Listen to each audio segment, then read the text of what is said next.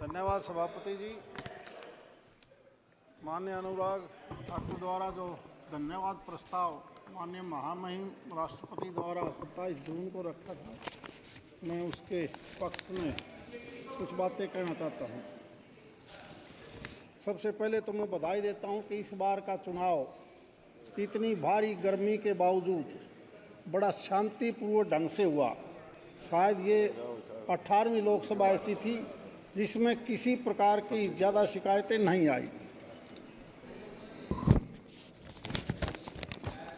पिछले 10 साल का कार्यकाल जो माननीय मोदी जी का था और उससे पहले का भारत, ये आपने हमने सब ने देखा है कितना भारी बदलाव आया पिछले 10 साल में। और जिस प्रकार से माननीय राष्ट्रपति जी ने जो बताया है कि आने वाले 5 साल में इस देश ने विकसित देश बनाने के लिए हमने आगे कैसे बढ़ना है, उस कार्यक्रम की भी पूरी रूपरेखा तैयार की है। तो मैं बधाई देता हूं माननीय मोदी जी की सरकार को, जिन्होंने 10 साल में इतना बदलाव किया। अगर हम अलग अलग सेक्टर में देखें तो एक समय था 10 साल पहले, अगर हम रक्षा के हिसाब से देखें तो नॉर्थ ईस्ट से लेकर पाकिस्तान बॉर्डर तक आने जाने के लिए रास्ते नहीं थे। हमारे फौजी भाइयों को भी जब जाना पड़ता था तो 4-4, 5-5 दिन लग जाते थे।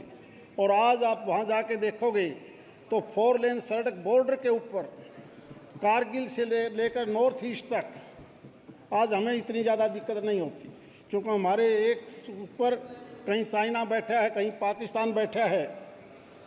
और इसी प्रकार से जो हथियार डिफेंस के थे, आप याद करिए फर्स्ट वर्ल्ड वार और सेकंड वर्ल्ड वार के टाइम्स की जो पुरानी ऑर्डिनेंस की फैक्ट्रियां होती थी, उसके बाद हम लगातार कई सालों तक अपनी फैक्ट्री नहीं लगा पाए।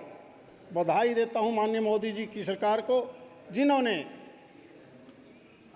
Make in India, made in India के नाम से अपने हथियार न केवल हमारे देश में काम आए बल्कि हमने विदेशों में भी निर्यात किया।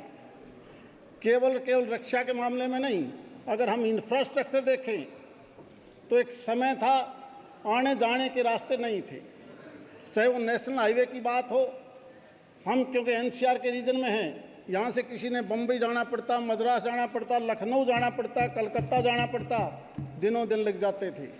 और आज कई बार तो जब हम सड़क के ऊपर जाते हैं और कोई आदमी 10 साल के बाद अपने गाँव में आता है, अपने शहर में आता है, तो भूल जाता है तू कहाँ का रहने वाला था। एक बार जब सड़क पर चढ़ता है तो भूल जाता है कि कहाँ से उतरना था। ऐसी ऐसी सड़कें हमने केवल विदेशों में सुनी थी, देश में नहीं देखी। और केवल सड़कों का मामला नहीं, अगर कनेक्टिविटी में रेल की बात अगर हम करें, अगर हमें रेल के माध्यम से दूसरी जगह जाना पड़ता, दिनों दिन लग जाते थे। और आज हम हैरान हैं, हम कल ही चंडीगढ़ से आए तो हमें 6 घंटे लगते थे और हम 2.25 घंटे में चंडीगढ़ से दिल्ली आ गए। और उस ट्रेन की अगर स्पीड, केवल स्पीड नहीं, अगर उसकी सीट भी देखें तो ऐसा लगता था जैसे कोई हवाई जहाज़ की सीट है। ये है मॉडल। इसी प्रकार हवाई जहाज़ के मामले में देखोगे, बड़ा हर जगह जिस प्रकार नए एयरपोर्ट बने हैं और एयरपोर्ट के बाद जो एयरलाइन की अलग अलग हवाई जहाज़ का जो हमें सफ़र का समय मिला है सस्ते रेट में, कोई मुकाबला नहीं इस चीज़ का। हेल्थ के अंदर अगर देखेंगे, एक समय था कोई बीमार हो जाता तो सारे लोग दिल्ली एम्स में आने के लिए लोकसभा के सांसदों हों या राज्यसभा के एमपी हों, चिट्ठियां लिखवाते थे। और आज हर स्टेट में मेडिकल कॉलेज, एम्स, जिस प्रकार से संख्या बढ़ाई है, आज से पहले इस प्रकार का भारत हमने नहीं देखा था। इसी प्रकार एग्रीकल्चर सेक्टर अगर आप देखोगे, क्योंकि हमारा क्षेत्र तो सारा सूखा था, जब रेट बढ़ते थे तो हम आज से 10 साल पहले जब बाजरा बाज़ार में बिकता था मात्र 800 रुपये, 900 रुपये क्विंटल का रेट होता था। आज वही रेट 2500 में हम बाजरा बेचते हैं। रेट बढ़ते होंगे कभी राइस के, चावल के, गेहूं के, लेकिन हमारा जो मोटा अनाज था जिसमें पौष्टिक आहार है, अगर किसी ने सुनाई दिया, किसी ने ध्यान दिया, तो ये पौष्टिक आहार केवल मोटे अनाज में कम पानी से जो फसल पैदा होती है, उसी का रेट अगर बढ़ा तो माननीय मोदी जी के टाइम पर बढ़ा। हाँ जी,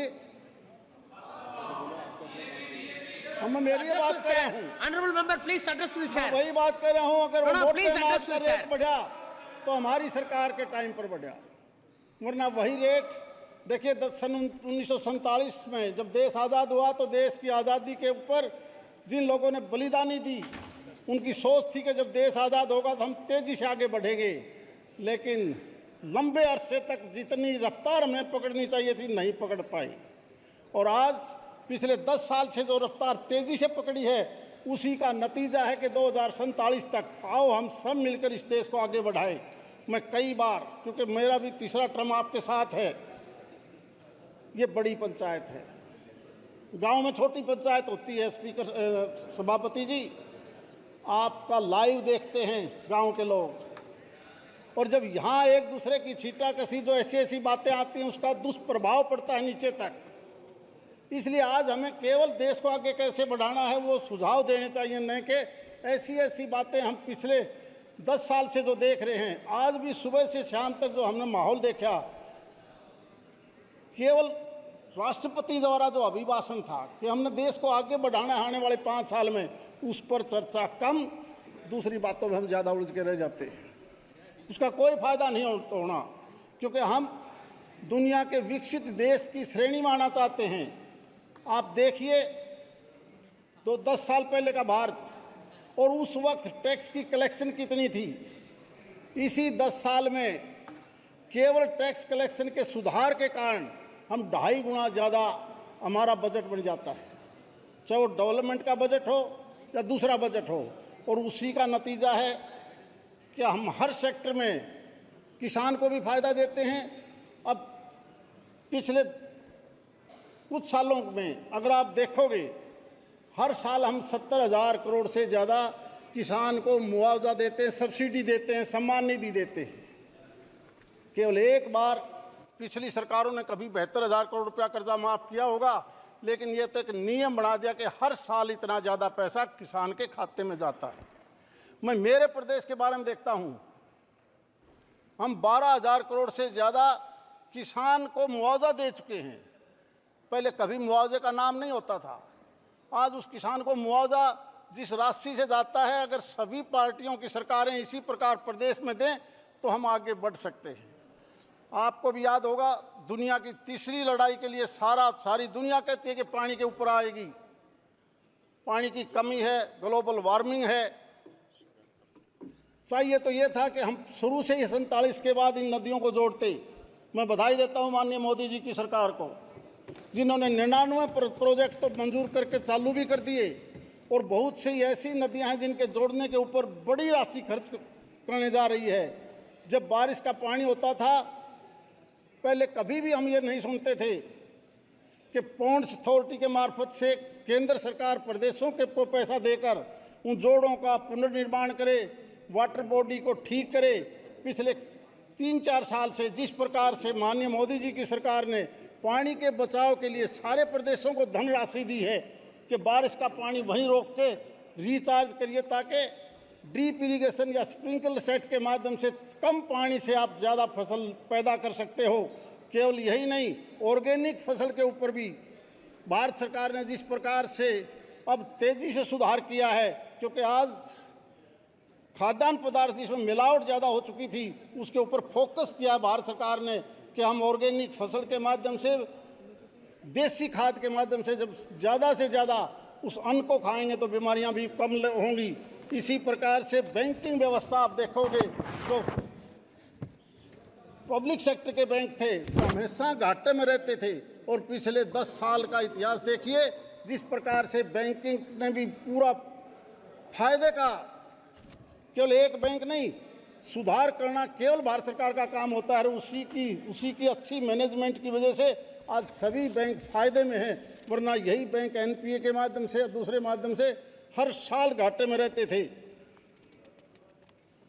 इसी प्रकार से सर्विसेज के मैटर में Please wait. There is an announcement. Honorable members, I have a long list of speakers to speak on the President address.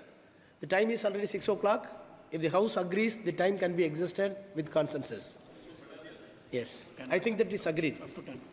Time is extended up to 10 p.m. सभापति जी, Yes, carry on. Class C और D में interview system होता था देश में, जिसमें सिफारशी लड़के लगते थे।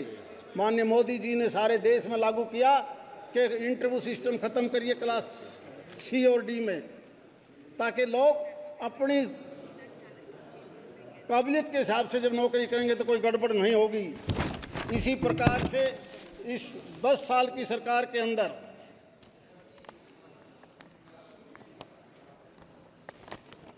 जिस प्रकार पावर सेक्टर में सुधार किया है, हम सिर्फ कोल और हाइडल प्रोजेक्ट के ऊपर आधारित थे, लेकिन मुझे याद है 10 साल पहले का, जब हम सोलर पैनल पर जो बिजली बनती थी, आप याद किए 12-13 रुपये यूनिट का खर्चा आता था उसके उत्पादन में।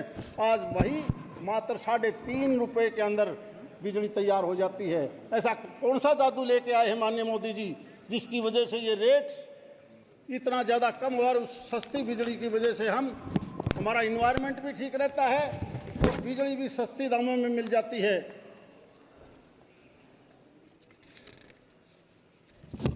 इतना बड़ा देश दुनिया में शायद कोई ऐसा देश होगा जो 80 करोड़ आदमियों को मुफ्त अनाज दे दे। विपक्ष वाले कहते थे कि पैसा कहाँ से आएगा, अनाज कहाँ से आएगा, खाली हो जाएंगे वेयर हाउस, लेकिन आज भी किसान ने उत्पादन भी बढ़ाया और उस गरीब आदमी को अपना जीवन जीने के लिए भिखारी नहीं बनना पड़ा। ये भी एक अगर किसी का योगदान था तो माननीय मोदी जी का था। आप हेल्थ में देखोगे तो जो जन औषधि केंद्र खोले हैं, सस्ती दवाई ये पहले हमारी देश की किसी सरकार ने नहीं सोचा। माननीय मोदी जी की सोच थी कि वही जेनरिक दवाइयाँ अगर उसके स्टोर ज़्यादा खुलेंगे तो गरीब आदमी को सस्ता इलाज मिलेगा।